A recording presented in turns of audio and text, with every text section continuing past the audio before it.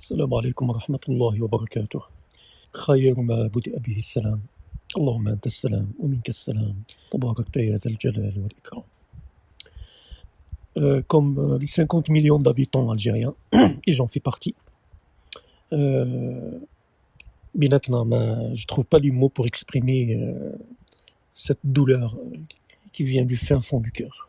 وعلى بالي بلي نقسموها كاع les 50 millions d'habitants. من الداخل والخارج, sans exception. Et toute personne intègre qui aime le football et qui s'y connaît. Alors, je vais quand même exprimer mon marasme, bien que j'ai déjà fait quelques petites vidéos et j'ai prédit tout ça, donc finalement ça s'est concrétisé. Je vais juste toucher deux petits mots.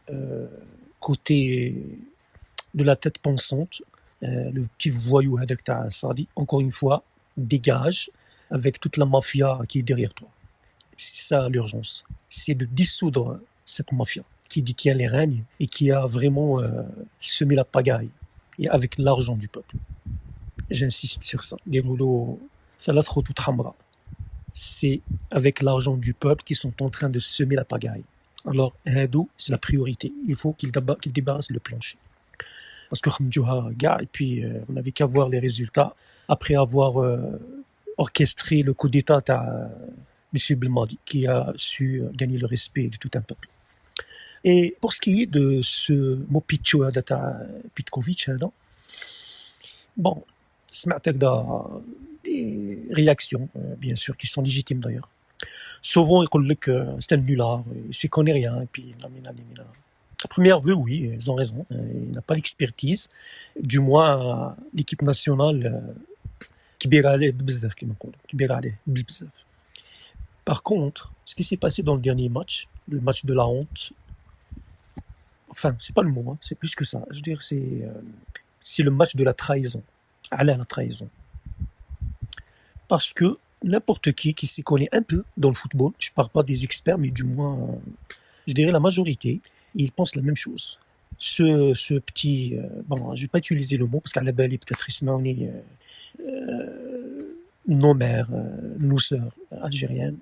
Alors, je dois garder un peu mon calme pour ne pas utiliser des mots déplacés. Ce mec-là, il a donné la victoire à la Suisse dans un plateau d'or. Et peut-être c'est la seule chose, Anda, tu peux le respecter parce qu'il ne s'est pas contredit. Il a été toujours fidèle à sa patrie. En soi, c'est une bonne qualité, être fidèle à sa patrie. Mais pas dans ce contexte, parce que là, on parle de trahison. Il a trahi ses engagements professionnels, il a trahi tout un peuple, il a trahi toute une nation de football. Et avec toute une histoire qui remonte très très loin dans le domaine footballistique. Binettement, c'est un monsieur qui, normalement, il devrait être poursuivi pour trahison. Là, ça ne se limite pas juste à une pseudo-tactique qui a fait en sorte que l'équipe nationale devienne une équipe gelée, avec un échiquier sur une partie, c'est le jeu d'échecs, une autre partie est Dama, qui n'a aucune compatibilité. Quelque part, c'est comme si tu disais à Michael Jordan, va jouer le baseball. La même chose. C'est une dinguerie qu'on a vue. Vraiment flagrance, mais il n'a même pas su jouer son rôle de traître avec intelligence. C'est vraiment grave ce qui s'est passé. Ça n'a jamais existé dans l'histoire du football. Là, je pense que c'est la première. C'est la première. Qui fait un meneur de jeu, tu le mets comme un pseudo neuf, ou là, un attaquant virtuel, avec des ailiers stériles, parce que si on n'a pas d'attaquant vu, comment veux-tu transmettre la balle pour la concrétiser dans les buts? C'est mathématiquement impossible. Avec un milieu de terrain qui dépasse 6 personnes, donc il a étouffé complètement le milieu. Il a coupé les connexions, donc entre le milieu et la défense, c'est le vide total, d'où les 2 buts. D'ailleurs, vous n'avez qu'à voir le chronomètre, c'est des buts qui sont venus tellement vite qu'à un moment donné, tu te poses des questions, mais c'est une équipe invisible, je dirais. Il n'y a aucune équipe sur le terrain. Justement parce que le schéma tactique a fait en sorte de mettre vraiment l'adversaire à l'aise et puis sans effort, il a vraiment su et pu concrétiser ses attaques. La défense, on n'en parle pas, parce que ça n'a pas existé à l'Italie. 4 défenseurs avec 2 latéraux arrière qui n'ont rien à voir avec je veux dire, le défi qu'on a eu ce jour-là.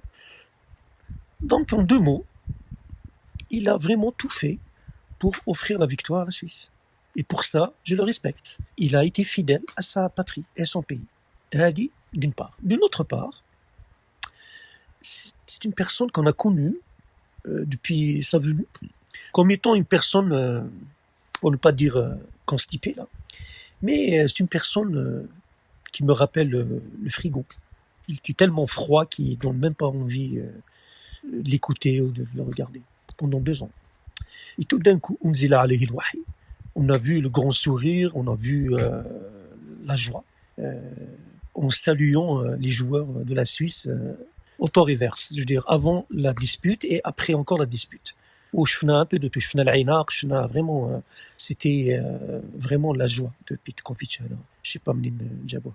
Donc tous ces paradoxes, tous ces faits-là démontrent sans aucune ambiguïté qu'il y a une complicité de sa part pour éliminer l'Algérie et la faire sortir de la petite porte. Et il a réussi, et je l'applaudis. Vous savez pourquoi je l'applaudis?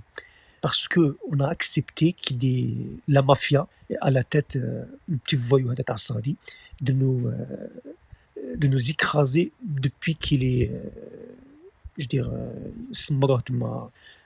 pour gérer justement la FAF. Ce qui fait mal, c'est que le façade هذا داروه بالدراهم تاع الشعب. Je veux dire, c'est pas un héritage qu'ils ont gagné ou là, hérité de leurs parents. Là. C'est vraiment l'argent du peuple. Et ça, je pourrais jamais le pardonner. Là, parce que j'ai ma part dans ce pays, moi. J'ai ma part comme tout Algérien. Il a sa part dans ce pays. Encore une fois, il devrait être poursuivi pour trahison. Là, c'est une trahison en live, en plein jour. Et je termine avec ma gratitude en particulier à Mahaz, qui m'a fait de la peine. Là, il nous a fait vraiment de la peine parce que Kharjam la petite porte. Un gars pareil qui a donné tellement pour son pays, ou à son pays. Il a toujours fait en sorte de se donner à fond. Il a toujours joué avec cœur.